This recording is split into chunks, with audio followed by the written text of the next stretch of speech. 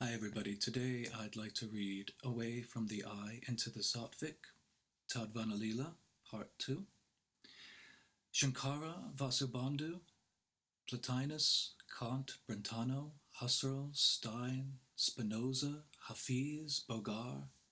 The close link between the early Greek thinking and the East was close before the writing of the New Testament.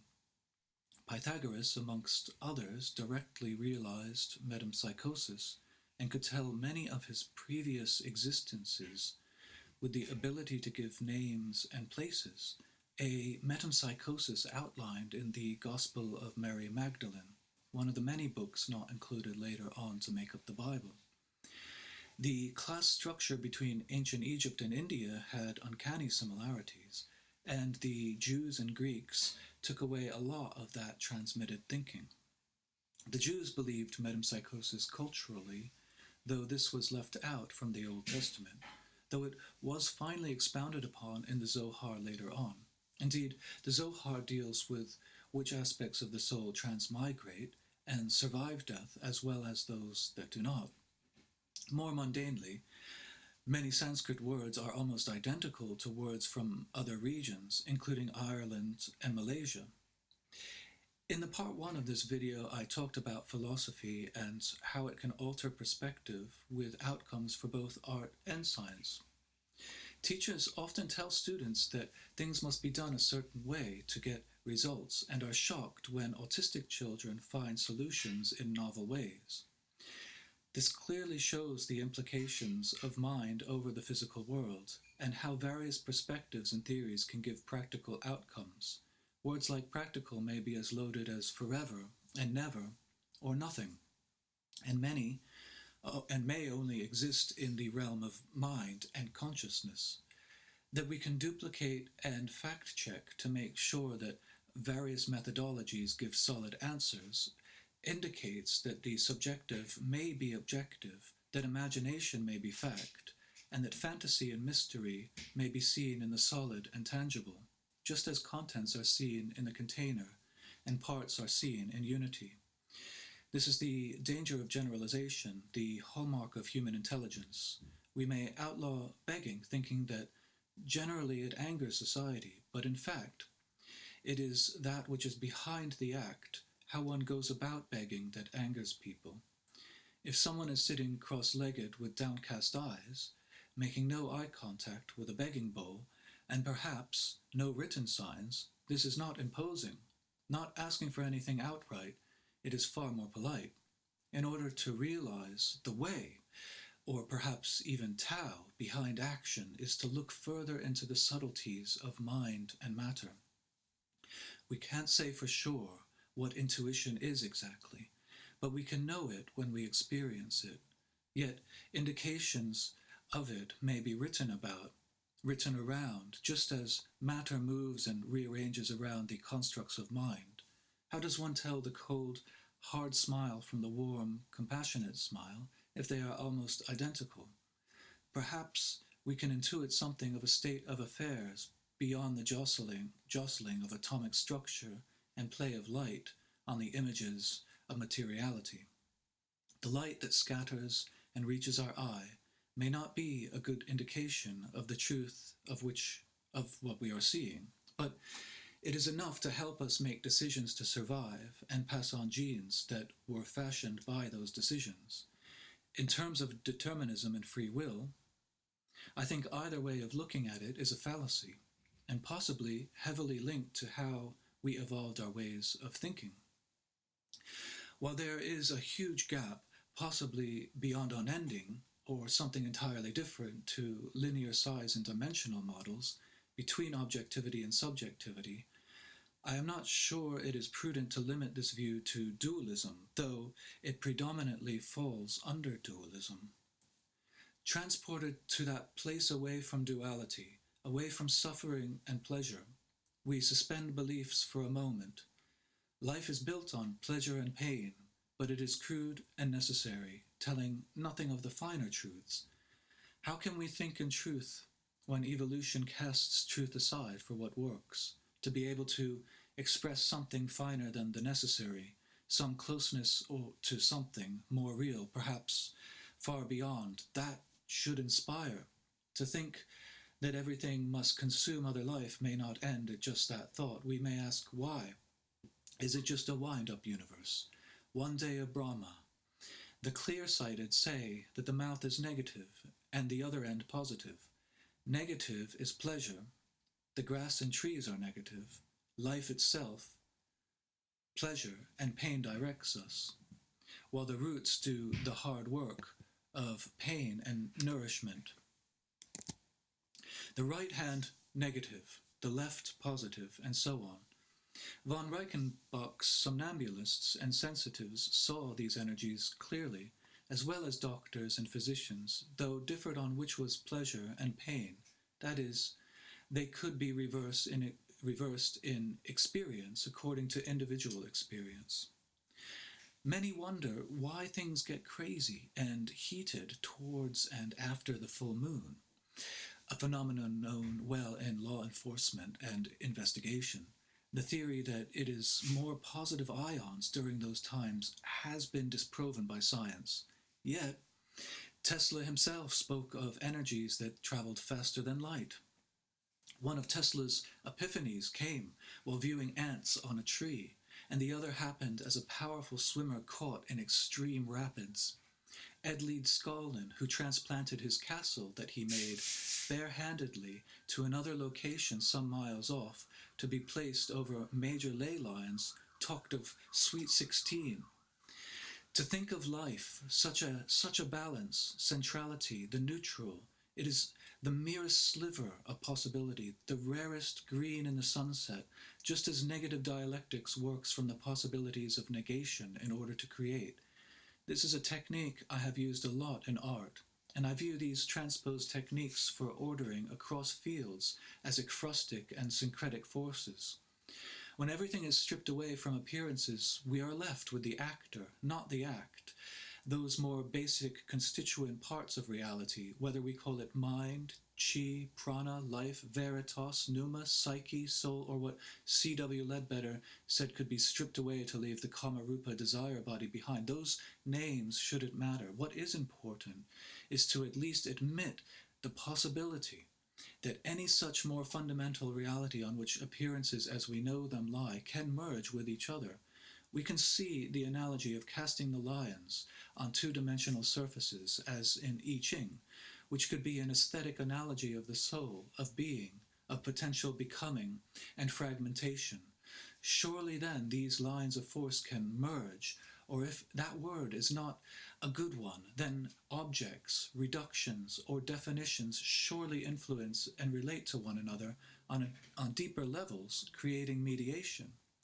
It is possible to find basic structures and acts through mediation in order to understand, empathize, know, and rebuild a new set of casting lines, a new psyche or soul, indeed new life, new compassion, reduction, object, fact, or truth.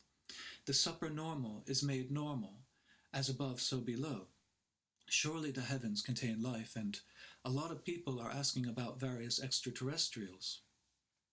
From a logical perspective, it makes almost no sense that humans would be the first to struggle up to humanity, an extreme unlikely feat in itself, as the first to do so given the age of the universe. Rare as it is, others that have done so would be seeding and experimenting throughout the cosmos. That is the simple logic. I do not defer to logic entirely, but also to intuition and other modalities like compassion and empathy. Indeed, St. Edith Stein, the student of Husserl, thought that empathy was a form of knowing. This is important. To think that humanity would become unstable and violent to learn that most ETs can communicate telepathically, influence and read minds is already a revelation that could be too much for most of our species, though they are not deities. To be an avatar, one would need at least one or two of the CDs. It is my understanding, from what I know, that what most ETs do is through technology, and thus do not count as CDs at all. That is, Technological devices integrate with their telepathic minds in various ways to travel point to point, to instantiate telekinesis, to duplicate material objects. One of the lesser CDs is the power to heal, and I can believe that some ETs may do this. I only doubt whether the ones in contact with humanity's history have that ability in general, and perhaps it is more likely that only some individuals, just as in humans, have that ability. Perhaps some of them have other lower CDs. Below these softer CDs, there are perhaps infinite powers that descend into the lower rungs of consciousness. Here, I will give a few outlined in Chapter 7 of the Visuddhimagga. Unelated consciousness is not perturbed by agitation. Unattracted consciousness is not perturbed by greed. Unrepelled consciousness is not perturbed by ill will. Independent consciousness is not perturbed by false view. Consciousness rid of barriers is not perturbed by the barrier of defilement. Consciousness reinforced by mindfulness is not perturbed by negligence. Consciousness reinforced by understanding is not perturbed by ignorance. These are only a few. Clairsentience is empathy on steroids. In clairaudience, we hear a symphony in a grain of sand.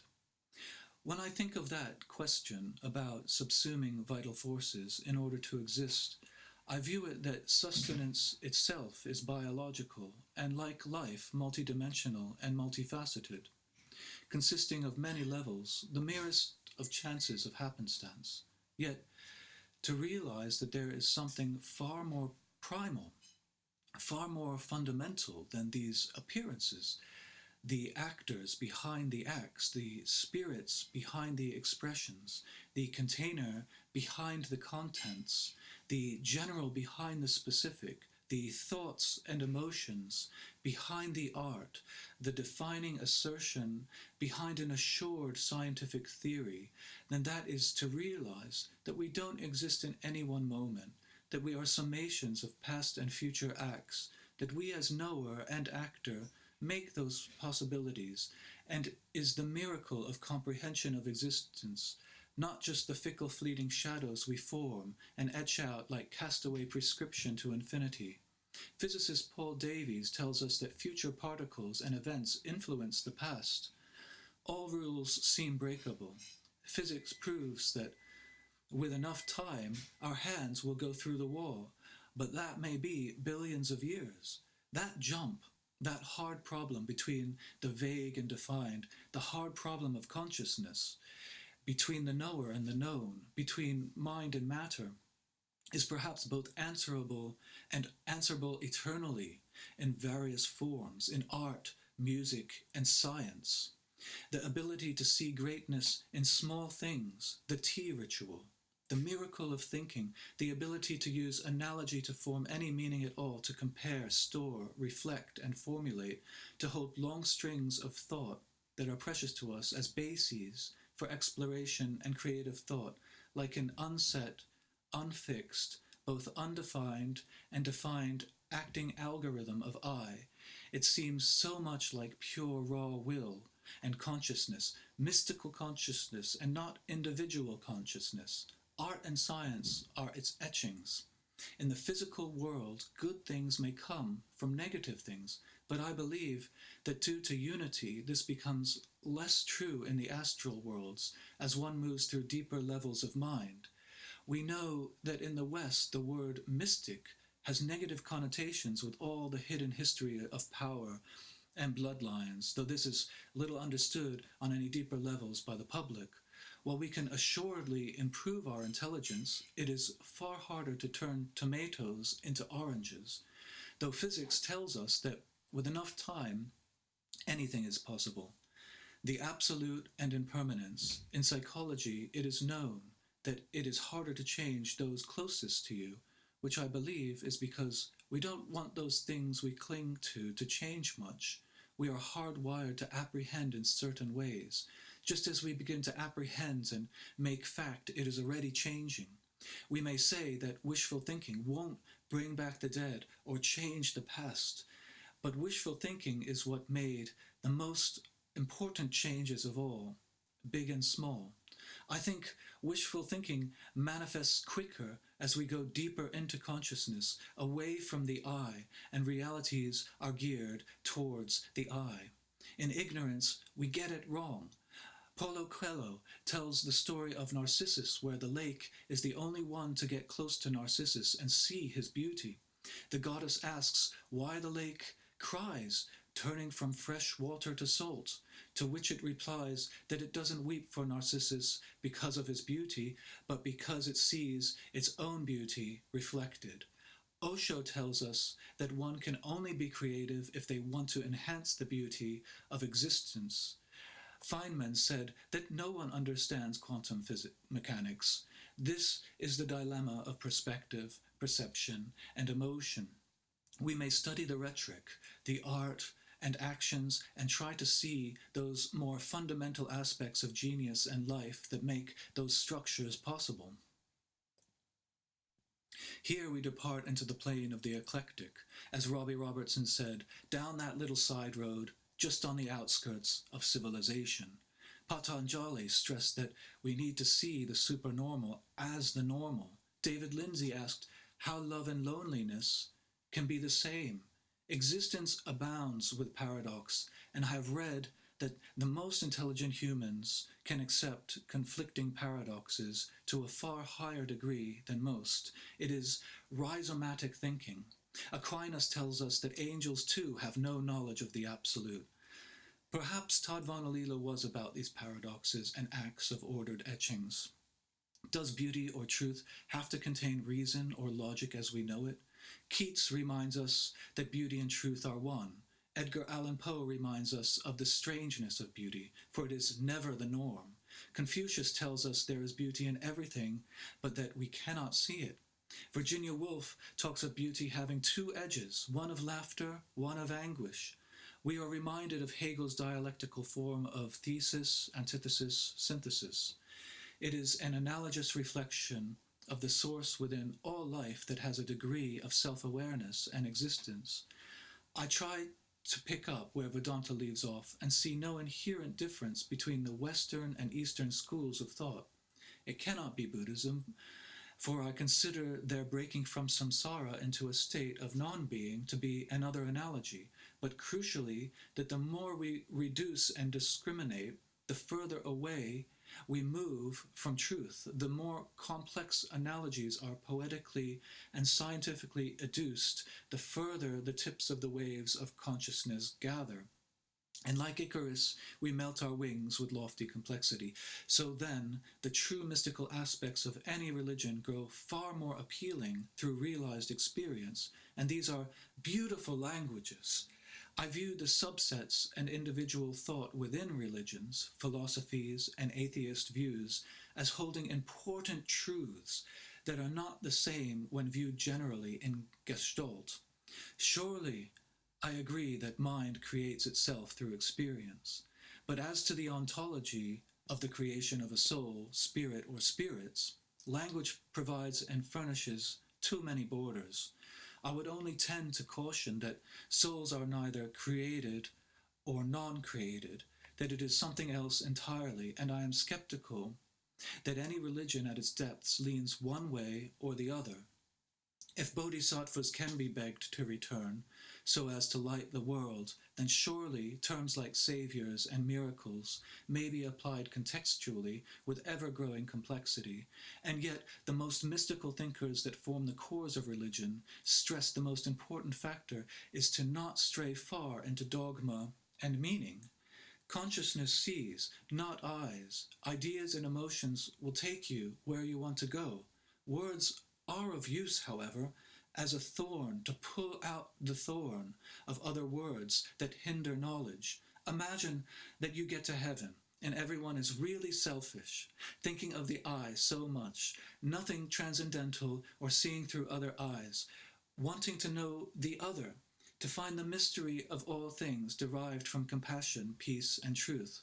For me, The divine field, the unending, the uncreated, compassion, or the one, is not about belief or non belief, though it simply is, or something beyond is or isn't, or existence or non existence. Ramakrishna proclaims that the magician is real, but the magic unreal, and Hafiz describes the heart as a thousand-stringed instrument that can only be tuned by love. The Tibetan Book of the Dead warns us to refrain from attraction and repulsion. I would caution that obsessions block knowledge and wisdom. Perhaps compassion acts where empathy leaves off. As a philosopher and metaphysician, I shy away from any arguments on any side and view them as ultimately nonsensical, as I view deeper aspects of mind as closely linked to emotion analogously, but that become something quite other. That is, I believe in perhaps something like sense, logic, reason, truth, beauty on a much deeper level than can be ordinarily known, but I try not to discount any possibilities, close myself off to anything, or limit myself, for example, to the possibilities of understanding higher aspects of existence through higher modalities of conscious thought and mind. The disagreement between a God, perhaps as plenum, or nothing at all, comes about because of an inadequacy of words, spirit, and intellect. When it is realized through various ways, it neither is or isn't, for is and isn't are not adequate to describe it. Art comes close to creating beauty that is a part of it, and if one so likes, that may be called description. Perhaps one view is neither in the positive or negative dialectic, somewhere between creation and will. In my view, answering or asking such things is best done through consolidated and sustained efforts in art and science. The cycle is complete. Change why into what, and what becomes how. The word knowing is very problematic, and I think it may be more apt to say engaging with the divine field or of existence to circumnavigate the problem of relations and mediations between the general and specific, itself one of the most challenging aspects to art, science, and philosophy. Everyone has the potential to worship or revere the infinite, unknowable, within themselves and others, whether atheist, Christian, Buddhist, theosophical, or any other denomination. Rumi asserts, "When I have sacrificed my angel soul, I shall become what no mind ever conceived."